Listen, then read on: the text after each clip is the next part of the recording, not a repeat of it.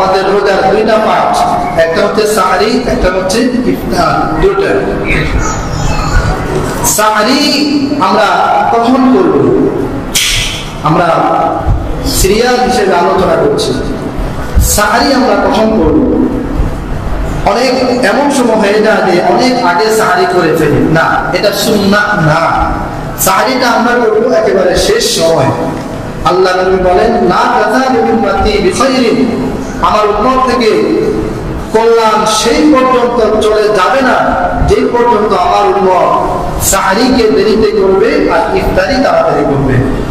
যদি সাহরি দেরিতে করে, ইফতারি তাড়াতাড়ি করে, তাহলে উম্মতের মধ্যে কল্যাণ থাকবে। সাহরি করতে হবে একেবারে সময়ের শেষ ভাগে, শেষ সময়। অনেক আগে সাহরি করা সুন্নাহ না। এখন অনেকে সাহরি করে না।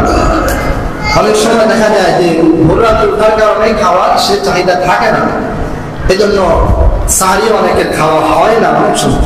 এখন কি করণীয়? নবীজি বলেন, যদি এক ঢোক পানি হয় অন্তত পান করো, এরপরও তোমরা সাহরি করো। একেবারে খালি পেটে উপোস থাকা যাবে না, এক ঢোক পানি হলেও সাহরি করতে হবে। কারণ কি? কারণ আল্লাহ নবী বলেন, আমাদের এবং ইহুদি খ্রিস্টানদের মধ্যে পার্থক্য হচ্ছে, তারাও রোজা রাখে, আমরাও রোজা রাখি, তবে পার্থক্য হচ্ছে যে তারা সাহরি করে না, আমরা সাহরি করি। অতএব আপনি যদি সাহরি না করেন, আপনার সাদৃশ্য হয়ে যাবে ইহুদি খ্রিস্টানদের মতো। এজন্য সাহরি করতে হবে। নবী বলেন, তাসাহারু ফাইন্না বিস-সাহুরি বারাকা, তোমরা সাহরি করো, কারণ আল্লাহ পাক সাহরির মধ্যে অনেক বরকত রেখেছেন। সুবহানাল্লাহ।